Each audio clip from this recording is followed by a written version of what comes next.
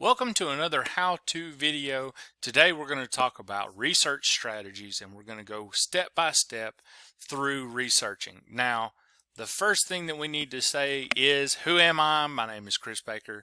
I am the circulation librarian here at the Prezell R. Robinson Library, and I am the defender of all things good. My favorite animal is the liger. Don't forget too, folks, that each of these videos has a shorter video, so that if you need to review, you can find it located on this YouTube playlist. Now, you're going to hear me say this many times, but the first rule of library research is don't panic. There are librarians, you have professors, and you're going to have the skills that you pick up from this video to help you as you do library research, so you do not have to panic. We've got videos, we have resources. You can email us here at the library. You can reach out to us on a one-on-one basis. We can help you, so don't panic. Now, over the course of this video, we're going to talk about a couple of different things. First, we're going to help you select a topic. Then we're going to select the best places, aka databases, to look. We're going to help you search smart, and we're going to help you with your citing of your sources. So, first up, narrowing your topic, or focus, as Mr. Miyagi used to say in Karate Kid. Narrow your focus, narrow your topic. You're going to use sources to help you narrow your research project. You're going to start with a database like Wikipedia. We're going to talk more about Wikipedia in just a second, but you're going to use Wikipedia in the first round to help you narrow your focus. You're going to start with a database like Wikipedia, gather some general information. You're going to collect sources and cite them. Then you're going to narrow down to your interest. If you were searching and find a topic that you're interested in, you should use it. And then keep up with what you see. If you find a credible source, make sure you cite it. We're going to talk about citations in the last section of this video. So first and foremost, use the sources that you have and that you find to help you narrow. Start with a database like Wikipedia. Wikipedia is a great, what I call, baseball card. It has a scant amount of information, but it can tell you a good bit of stuff about a particular subject. You're going to gather some information. You're going to collect those sources, make sure that you cite them, and then you are going to start to delve deeper into the subject. Now, please, as a pro tip and as a fellow human being that's on this earth, do not use Wikipedia as a source. You can use the sources that Wikipedia uses, but do not use Wikipedia as a source.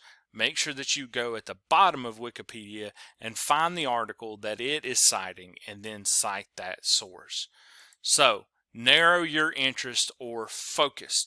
If you are searching and you find a topic that you're interested in, use that topic as a way to help you gather information and formulate a research project. And then keep up with what you see. If you see something, cite it. If you find a credible source, cite it. When in doubt, cite that source. It's going to save you a lot of headache, and it's going to keep you from being cited for plagiarism. So as a review, to help you narrow your topic, or focus, as Mr. Miyagi used to say, use sources to help you narrow. Start out with something broad like Wikipedia.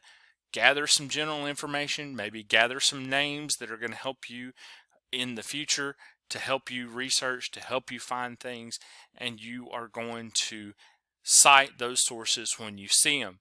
Narrow down to your interest. If you are looking in these broad strokes and find something that interests you, try to work that into your paper. Work that into an angle of your paper, and then keep up with what you see. If you find credible sources, please, oh please, oh please, oh please, cite those sources. Next up on our tour of research strategies, we're going to talk about databases. Now, you heard me say earlier about Wikipedia. Wikipedia is going to be factoring into this section of the presentation. We're going to talk about the good, the bad, the ugly. Clint Eastwood movie, one of the most classic neo-westerns of all time. And with databases, you need to ask yourself what you are trying to find.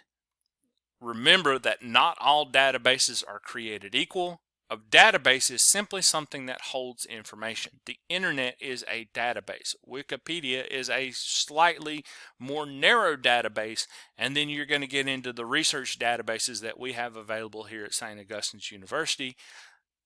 But they're not all created equal. They all have different jobs. Each database has a use. The hard part is finding that use. Now, throughout this section of the video, we're going to use the good, the bad, and the ugly. This is Clint Eastwood. He is the good. Jim Van Cleef is the bad, and Eli Wallach is the ugly. So we're going to start out with Google and Yahoo and Bing. Okay, what Google, Yahoo, and Bing are good for is where can I find the best pizza near me. You type those in, you're going to get great information. If you go and type in something like civil rights, it's going to be hard. You're going to have to weed your way through and find information that may or may not be worthy of going into a research project. So we're going to call that bad. And then the ugly, if you go into Google and type the effects of carbon dioxide on sodium in zero gravity, it's going to give you all kinds of crazy things. And so you don't really want to use Google for something so specific. So Google, Yahoo, Bing are great for finding lots of information or not so scholarly sources.